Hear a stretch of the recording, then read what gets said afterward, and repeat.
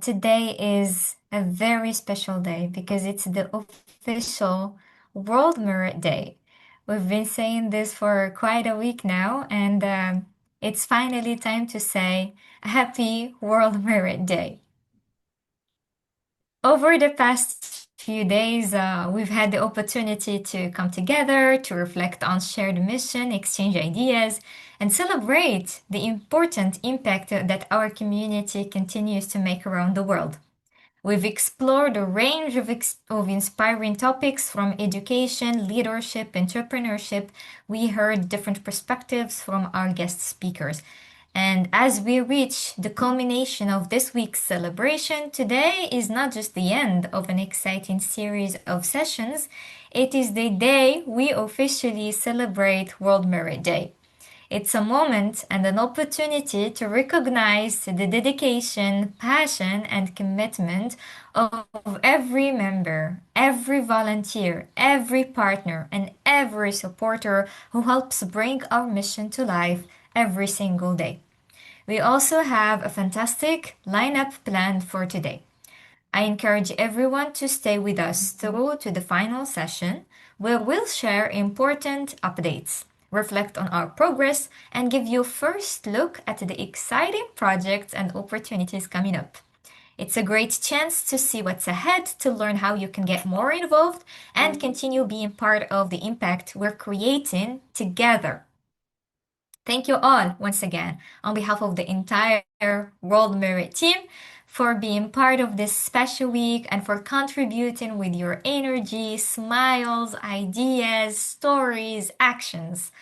Let's make this final day a memorable one and let's celebrate everything that World Merit stands for. Happy World Merit Day! Let's get started. Before I introduce our wonderful guest speaker, I just want to share again a few housekeeping rules. Just as a reminder, I've been sharing these for the past few days. Please note that your microphones are disabled to ensure that you do not accidentally unmute yourself and to avoid any background noise. But please feel free to share your questions in the chat. Our team is here to pay attention and to record all these questions for the end of the session for the Q&A part. Live interpretation in French is available at the bottom. I will share a screenshot in case you couldn't find it. The same is applicable for live captions. You just need to go to the toolbar at the end, at the bottom of your screen and click on Show Captions. We encourage you to continue your active participation. This has been one of our highlights, and this is something that we've been super grateful for over the past few days. And if you are joining using a different name than your full name, please do change it. You just need to click on the three dots on your box where your name appears, and you can do that easily. If you cannot do it, just text me in the chat and I will do it. And finally, as usual, please avoid sharing any unsafe links in the chat. Our first session is entitled AI, Ethics and Technology as a Force for Positive Change, and it will be facilitated by Dr. Humara Noor, who built the first AI chatbot in 1999. Isn't that incredible? It was not the trendy household name at that time, but she envisioned it as a potential that the technology held. That led to 25 years teaching at universities across the globe, including Stanford, TU Munich, leading multiple national engineering teams, shipping ML systems to millions of users in production, and watching enough AI initiatives fail. And spending enough time on both sides, building teams, advising businesses, and watching people struggle with the same avoidable mistakes to see a pattern she couldn't ignore. Brilliant people, wrong preparation. So, just based on this brief introduction, I don't want to take a lot of time reading the entire bio, but Dr. Humira, thank you so much for being with us here today and dedicating your time to share your wisdom and knowledge with us. The floor is yours. Thank you so much, Khadija. Thank you, everyone, and welcome to the World Merit Day. I am sharing my screen, and we will take it forward from there.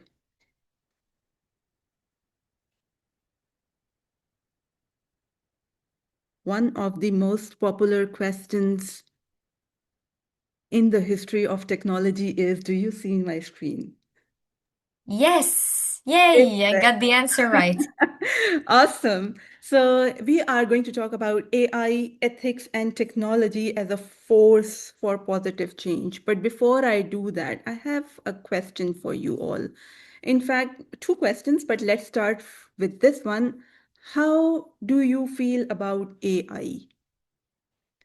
I have seen people over a spectrum of feelings when we talk about AI. On one side, we have people who are very excited about the opportunities that it brings.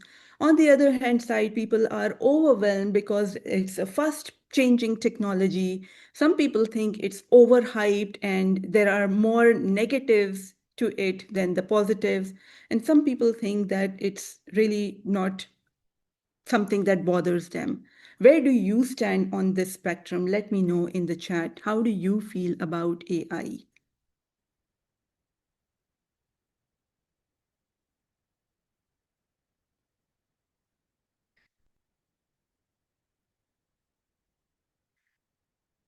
I see people who are excited, a little bit excited, worried. I see more excitement than people who are having a negative emotion. And this is actually very positive. I feel AI has made life more beautiful and simple. I like that part. I agree with that. I see AI as a powerful tool with great potential. True, however, it should be developed and used responsibly. Helpful, excited. I feel it was made for me this season of my life. So I see more positives, and this is actually very nice because I don't have to convince you into the beauty of AI. I don't have to convince you into um, how what positives AI brings, what opportunities AI bring. We can actually skip all that part or at least skim through this. And I think I now know the answer to my second question for you, which is how much do you use AI? Do you use it a lot? Do you use it sometimes or not really or never?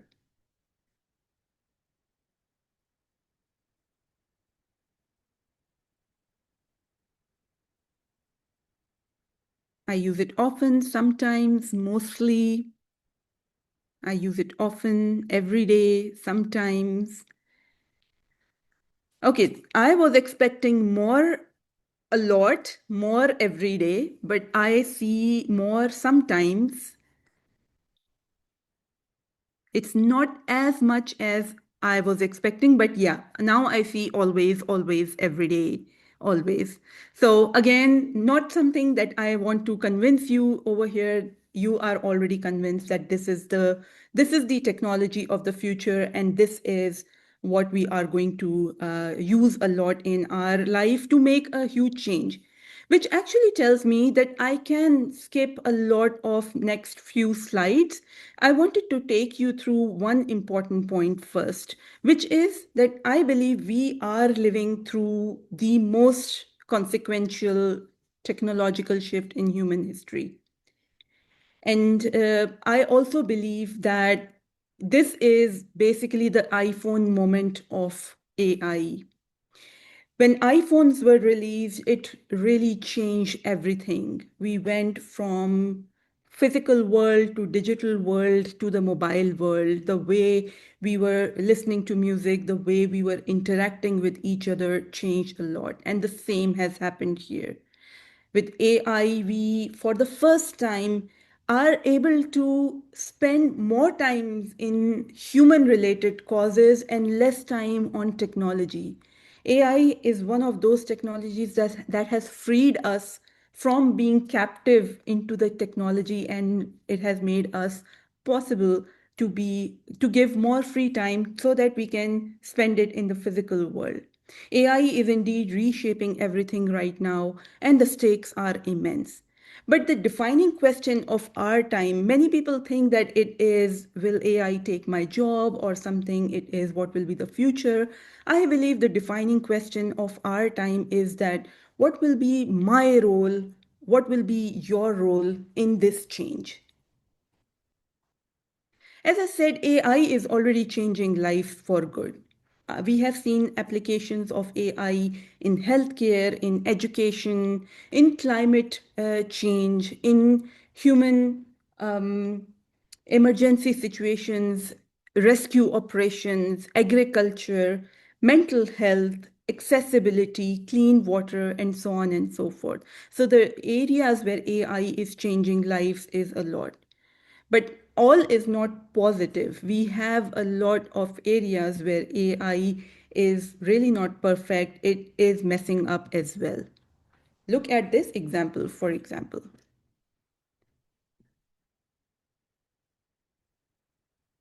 I got scammed. Great. A human operator will never say to a customer, great, you are scammed. But AI can still make those mistakes. Image generation, or especially human faces, and it was difficult to look at this slide, but I had to keep this to make a point. Image generation using AI. Yes, we have come a very long way, but it's still not there. It's not perfect. This is one of my personal interactions with the AI tool. I'm using Claude in this case. I want to wash my car and the car wash is 100 meters away. Should I drive or walk? The AI suggested me to walk because it's faster. I will be saving environment. I will be doing some walk, which will be good for my health. Totally ignoring the point of the question that I want to wash my car. And it is telling me, because of all the logical reasons, it is actually very convincing that, hey, walk. It's very confident in that. And this is a personal conversation. So it is actually very confident, even though it's wrong. And again, the next clip is a bit difficult to watch. Again, it's the famous Will Smith eating spaghetti. So, yes, AI is doing a lot of good things, but AI still has a long way to go. But it's not all laughs, it's not just mess ups when we make fun of AI and we are just laughing at AI. It's AI versus humans. It becomes very difficult, it becomes very dark in situations based on which application we are talking about, because AI is being used in a lot of domains, and it is, if it is making these kind of mistakes, logical and conceptual mistakes, then it really impacts not only human well-beings, but it's also impacting human lives. For example, facial recognition bias. In police records, Black women are 35% times more likely to be pointed out compared to white men. When we talk about hiring algorithms, again, white men are favored much more than white women or colored persons. These are just a couple of examples. And again, the problem here is not AI. The problem here is who is training that AI. And that's why it's very important that whenever we talk about AI, yes, AI excites us. Yes, AI opens up a lot of potential. We need to make sure that we have the right responsible AI in place. We have the right guardrails in place. The art of AI based frameworks. It's very simple. You need to make sure your AI is taking care of the three things: the accountability, responsibility, and transparency. I actually include a fourth one, which is sometimes called as equity, sometimes called as inclusion, which actually means that in addition to knowing who is accountable for the AI results, you can't say the machine created this or the AI or the machine made this decision. You have to have a human being who will be put in jail in case some kind of disaster happens. There has to be somebody who is responsible for creating those models and training them and making sure that they work as it should be. Whoever is creating AI, you, me, whoever, we need to make sure that we are putting the human in the loop, we are putting the guardrails that make sure that these kind of problems do not happen. And we need to make sure that we are transparent in our results. whenever we say yes or no to a loan application or to health diagnostics, we need to make sure why, how we reach that decision. And the fourth point, which I said, not as part of the art, but the fourth pillar, which is very important, is inclusion. Whoever you are making your AI for, make sure that you include those people as well. I've seen makeup products built by men where women are not at all part of the whole processing pipeline or the chain. Doesn't make sense. You need to make sure that whoever the AI is going to serve, it includes those people as well. So much for the theory. We know AI has a lot of potential, and we know that AI has to be bounded by ethics. But I want to make sure that we go from this broader theory into how we can use that. Because in the last 25, 26 years that I have been using AI, one of the questions which has been given to me the most, or the question that has been asked the most to me is, Dr. Humera, where do I really start? This sounds interesting, but a lot of people are, number one, very much overwhelmed with AI, and they know that there is an exciting factor to it. They know that they can do a lot with it, but there is this overwhelm which says, I don't know what should be my starting point. I have a great idea, or sometimes I don't even have a great idea. I don't even know where to start from. And then it feels like the ethics, and it feels like making sure that we are not messing up, that seems more restrictive or constrictive. So where do I really start? And for this, for you as a change maker, I want to present a 3-step framework. A little bit more details into the question, where should I start? I actually had a survey, and I spoke to a number of business owners and founders, people in tech and people outside of tech, and they all had this biggest challenge of AI. They are excited again, but they know the tools, but they don't know which problems to apply to, or they don't know where to start. So let's go into this framework. I believe that whatever problem you have that you are trying to solve, I am now going to assume that we know the ethical responsibilities, so we will embed that in our framework already. But whatever problem we are going to solve, I see it being divided into 3 parts. First is the ideation phase. You think of an idea, you think of your cause, whatever you want to do. And that is your why you want to do something. This also relates to Simon Sinek's framework of start with why. So you always start with why. And then the outcome or the output shows in some concrete form. I'll give you some examples.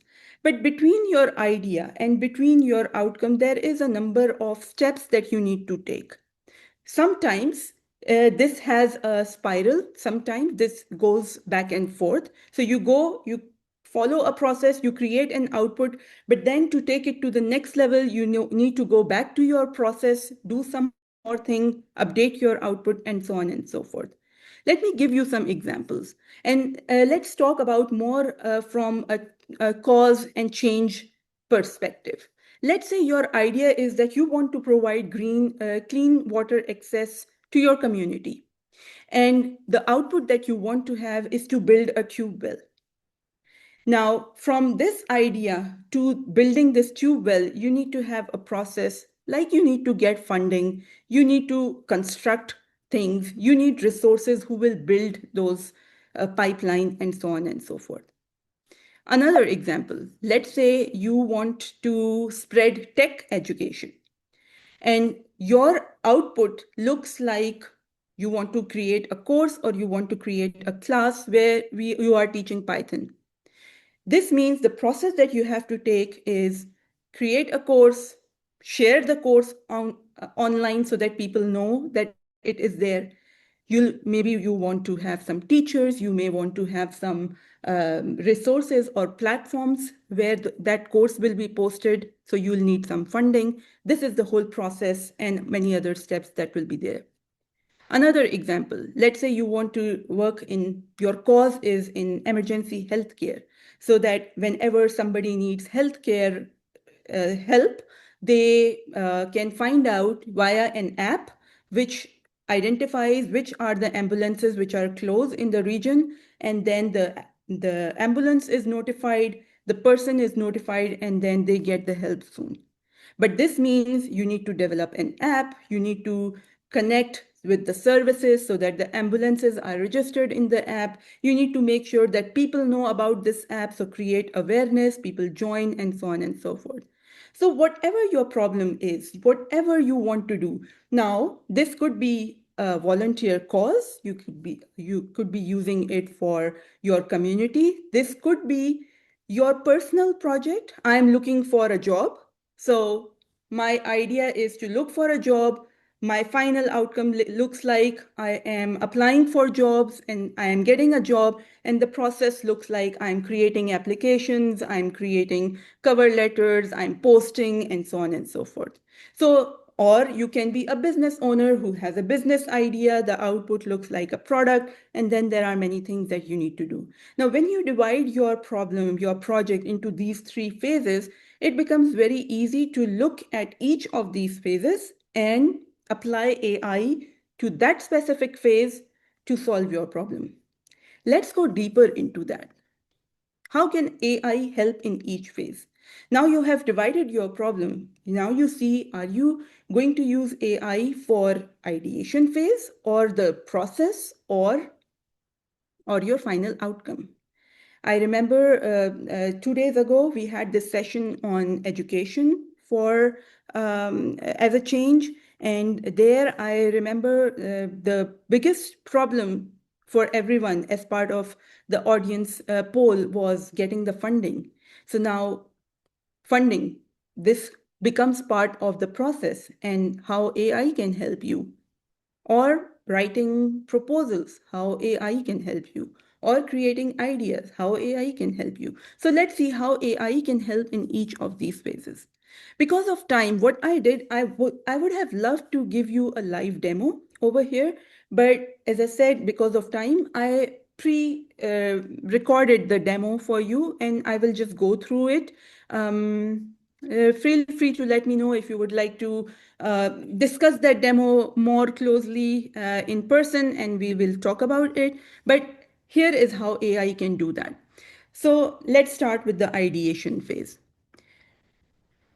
I am on Claude, as I said, and here is the conversation that I am having. So imagine you are in the ideation phase. You want to do something for your community, but you don't know what you should do. Sometimes there are so many options that we just get paralyzed because of those options. So you can actually use AI as your sparring partner to brainstorm your idea. So what I did here is I gave a very simple prompt, and the prompt was, I'm part of World Merit and I want to do something for my community. What are the high impact causes that I can work on? I can spend a maximum of 500 euros on this project. You can of course change this. You can say I don't have any revenue, I cannot spend any money on this project, so give me ideas that I can implement for free. Or you can adjust your value based on whatever you have. You can also be more specific. You can specify that my community is this region or that region, and then you can say give me suggestions on what I can do. And the most critical one is this last line, which I have written here, ask me user questions to understand me better. You don't want AI to just give you ideas out of the blue, out of nowhere, something which doesn't resonate with you. You want it to give you ideas so that it can give you ideas based on your input. So you ask it to ask me user questions. This is one of those things which many people who use AI, they just ignore this, they forget. When you do this, AI actually starts asking you questions. So for example, here AI is asking me which cause areas pulls you most in right now. Is it education? Is it environment and sustainability, poverty and basic needs, mental health and well being, or something else? I, as you can guess, decided to go for education. And then it comes with the next question. What can you already tap into? Do you have volunteers, a venue, specific skills? No, I don't have anything. Next question. How much time do you want this to take? Is it a one time event, or is it a short project, or is it going to be ongoing? I said it's going to be a short project. So, based on that, it gave me three suggestions. You can go for a peer tutoring hub via WhatsApp, you can go for a micro course on one practical skill, or you can go for a curated resource hub. So, when I started, I really did not know. I did not even think of this WhatsApp Telegram idea, but that's something which could be very cool. But it didn't stop here. It asked me further questions. Remember, I'm still in the ideation phase. I'm still trying to find out my rhythm, what would be my cause, what would it be that I would like to work on. So here is another question. Who's the learner you are picturing? What is their age range and what are the gaps that they are facing? So I am actually picturing young adults, and I want to teach them data and AI so that they can start their own business. So again, my cause is to help people, empower people so that they can uh, stand on their own feet. Job market is tough, we all know that. So how about we create our own businesses? So based on this, the course that was suggested to me was data and AI for founders. As you can imagine, this would be a very different course compared to AI and data for finance specialist or healthcare specialist or job seekers and so on and so forth. So this was my ideation phase, but it didn't stop here. I want it to create that course for me as well. So now I jumped directly to the output creation phase, and I said, okay, now I want you to create a 3-week course on this one. So you don't stop by giving the idea, you actually create the course through it. And I also want that the World Merits brand colors and everything from World Merits logo, they are used so that my offering is very much in line with the portal. And ask me questions. And ultimately, I would like you to give me an HTML for the course homepage with the option for people to sign up. And now it is looking at the World Merits page, and then it is asking me, is this course free? And do you have dates for it? And I'm like, yes, I have exact dates, and it's of course a free course. And now go ahead. So if I have the dates, then tell me when are the exact dates. I told it the dates, and then it worked on the homepage. It created that. I have done no coding in there, and then it is just telling me that okay, your page is ready. It could not fetch the exact colors, so it made up the colors on its own, and now here I have the website. So from the point I started off till you'll see in a few minutes, it really created, it took me 15 minutes from end to end, and here is my HTML, which is ready to be posted. And actually, people can sign up over here, and people can see the curriculum, and it has internal links. So for example, if somebody clicks on reserve my spot on the top, then it takes me to the form as well. If I am not a front end engineer, I would not have been able to make this myself. Even if I would have been able to make it myself, I would not have been able to make it within 5 minutes of time. And this is what AI does for you. And this is basically one of the things how it helps you amplify whatever you can do in a matter of minutes. And then the third part, which we just skipped from the middle, but sometimes you can skip, but not always. It includes a lot of things that you need for growing your product or your idea. So, for example, now you have a course, but you were able to spend maximum 500 euros on the course. You would need more money to expand this course, not only expand the course, the what you are going to teach, but also your audience, the subject matter expertise that you are going to include. So now you can also ask, you can work on those internal processes. So you can ask your AI tool that write a proposal for funding this program. Again, ask me questions before you draft anything. Again, the point that people miss out and then they don't see the benefit of AI is that they say, do this for me, and they let it do it for you. No, you don't let it just do it for you. You make sure that you give it all the information that it needs, the AI needs to do the work properly for you. And sometimes we don't even know what information we need to provide, so we ask it to ask me questions. So ask me questions and draft a document. So it asked me, who is the sponsor over here? So it's an external sponsor. And are you still in the 500 euro budget, or are you looking for expanding your budget? I said more than $500. So now it's asking me, now what is this higher amount being used for, and how much do you want, and how much, what you would use it for? So I said, I want 10,000 euros, and that will help me scale. And that will help me reach more students. It will provide a better learning platform. I will be able to hire more teachers. I will be able to build a system that is more usable. And then I also want it not to be just one 3 week cohort, rather, I want to offer it every month. So now it is drafting the proposal for me. And in a few seconds, my proposal is now ready. And now I have a Word document which I can actually share with people. It is covering my whole program.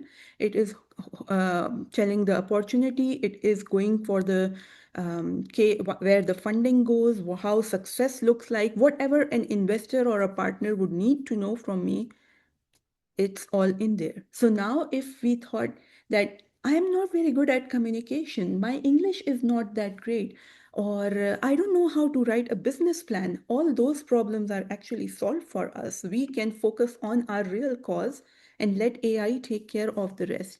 And then I asked AI to create an email so that I can share this proposal to the to a number of partners for partnerships. It gave me an email that I can write. Of course, this is the worst prompt that I could write. Write me an email. Um, we need to have something which is like literally very focused. We can also say, I want to also create a LinkedIn awareness post so that people can actually join the program. And here is a post, and here along with that is also an image that I can share. So what we are doing here is we are literally using AI for taking off and expanding into our capabilities. The original idea is still mine. I wanted to do something for education, and that vision is still mine. I just now have an executor who is able to do all of this for me. And this is not just theory. As I said, it took me 15 minutes from end to end. Of course, that was a very primitive demo. You can take 1 hour for that, or you can use the whole weekend, but you will be able to build all of this without writing a single line of code. And people have done this. So Ahmed, a student of mine, he always had this feeling in him that he did not study as much as he wanted to as a kid. Now Ahmed is a grown up man. He is successful in his work life, but he still had that, oh, I have not taken a formal education. Ahmed was able to get into one of the top 3 universities in the world in MBA, and all he did was to prepare for that admission using AI. The AI can be a huge learning resource. Not only did he get the admission, he was able to get a full scholarship on the program as well.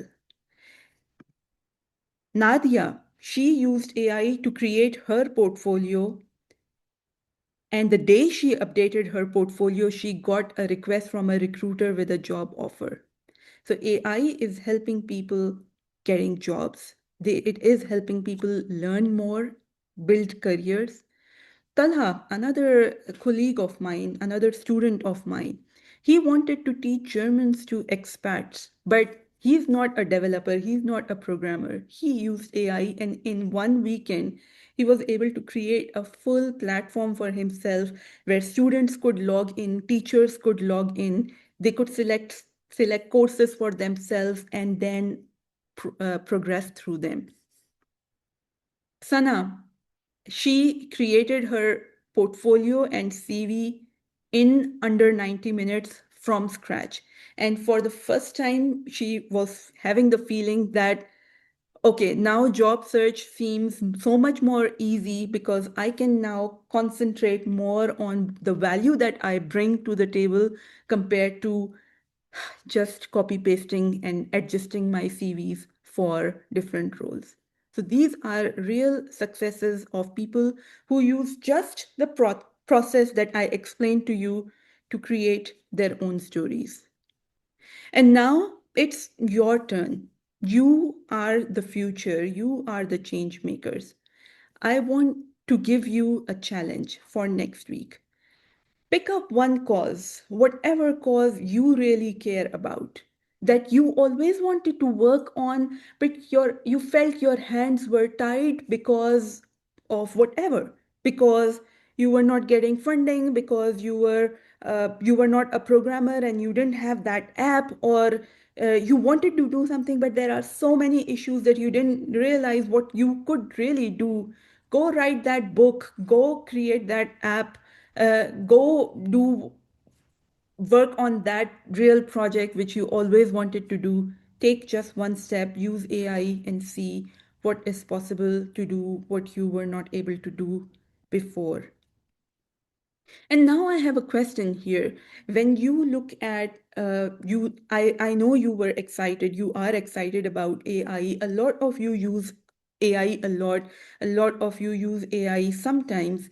Uh, Out of these three phases, when you think about your cause, which one is you feel which one where you feel you are the most stuck? Is it the idea phase where you don't know what you want to work on, or is it the output phase, you feel you don't have the skills to develop that idea, or is it more of the process, that the boring part of the machine which keeps the machine going, funding, writing emails, creating posts, updating CVs, and so on and so forth. So, what is it that you feel is where you are most stuck? The floor is yours, everyone. This was an insightful session. Thank you so much, Dr. Humira. I have a full page of notes and quotes from you, and I took a screenshot of the previous slide because I would love to write a LinkedIn post about it and invite people to use AI more often for good, because Mhm. indeed some of the challenges that we hear from our community members are linked to finding the right idea, developing a suitable translating that idea into reality. But everything that you just shared is proof that we have the resources, they are available, we just need to make good use of them. So this Exactly. is And a question. Khatija, and this is Yes. really awesome because I was actually thinking, and especially when everyone said, I am so excited, I'm like, yeah, that's so true. I have seen people excited about it, but are we able to convert and channelize our excitement into high impact or not?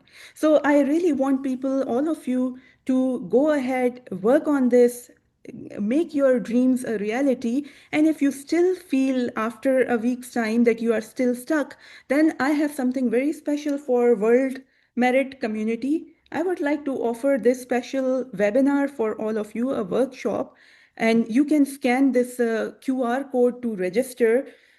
That if you still feel that you would like to work together, we come together on 12th of August, in one less than 1 month's time from today. For 90 minutes we build something together. So I really want to make sure that we take this to the next level, and I want to give you all the opportunity to remove all those barriers that are out there and just just make a difference. This is what you are here for. And I want to conclude. I will leave this code on the screen for a few more minutes, but I want to conclude by showing this awesome advertisement from Microsoft. I realize that you can't hear the sound. It would have been so much better with the sound, but I still want you to see this, and I believe this is our story as well. So let's have a quick look at this 1 minute video, and then I'll present the last conclusion. Morning.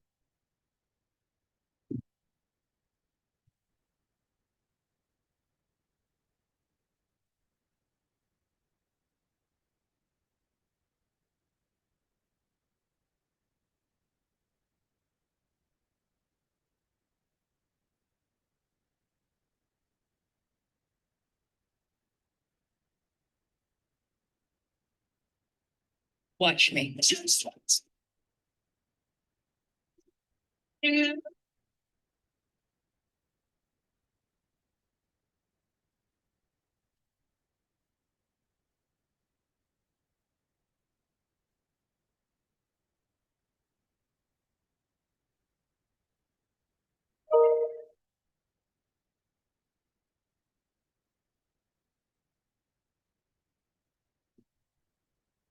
AI as a force for positive change, I believe it's not a technology story.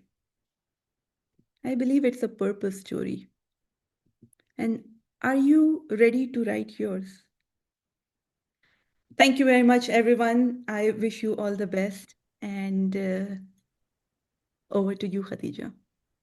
My answer is yes to that question. I cannot thank you enough, Dr. Humira, for designing this session in such a way that I felt like I was listening to a story because the way the session transitioned from an idea all the way to the demo, thank you so much for taking time and effort to design something so interactive, something that provided food for thought and for also concluding with a strong call to action.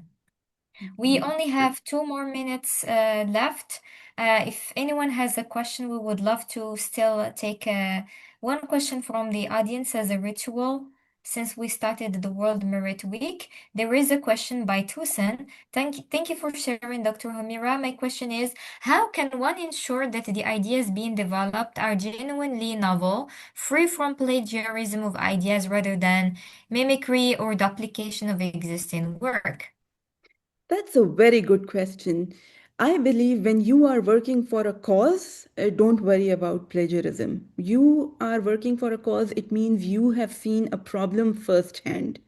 And when you see the problem, when you see the pain of the people, you are working in resolving that pain. And it's okay to, as long as you have that goal, that why in mind, it's okay to take a solution which others may have developed. And yes, if you are talking about I take somebody's idea and act as if it's my own idea and then I earned something from it, that's a different story. That's a different question. And that's where you need to have your USP and everything. But if you keep your audience in mind, if you keep your community, if you keep your goal in mind, then plagiarism is not a problem. And now the logistical answer, you can use AI to do that kind of research as well. If my idea is novel, if there is as what kind of similar ideas exist, what kind of competition exists, if we are talking from business point of view, then you can also use AI and give it exactly this question. Take this, tell me if it's a novel idea or if it's plagiarized. Wonderful answer. Thank you so much. And I believe that even though the idea is similar to an existing one, it can still influence the lives of other people. And we don't have to reinvent the wheel sometimes, serving the same ideas and learning from others how to make it more innovative and more creative. From the very bottom of my heart, thank you so much for your beautiful presence, for the knowledge that you shared with us. And I look forward to joining your workshop on the 12th of August. I hope the chat, everybody is grateful to you. And for our audience, we will be back We have a World Council gathering that starts now, actually, and it will end in an hour. But please use the same Zoom link to join us in an hour from now for the closing ceremony. We want you to be there because we have so many announcements and great updates that will definitely make you excited to keep your journey ongoing as part of World Merit and to design more meaningful initiatives and actions for your communities. Wishing you all a great break, and I'll see you in a bit. Thank you very much. Bye. Thank you. Bye.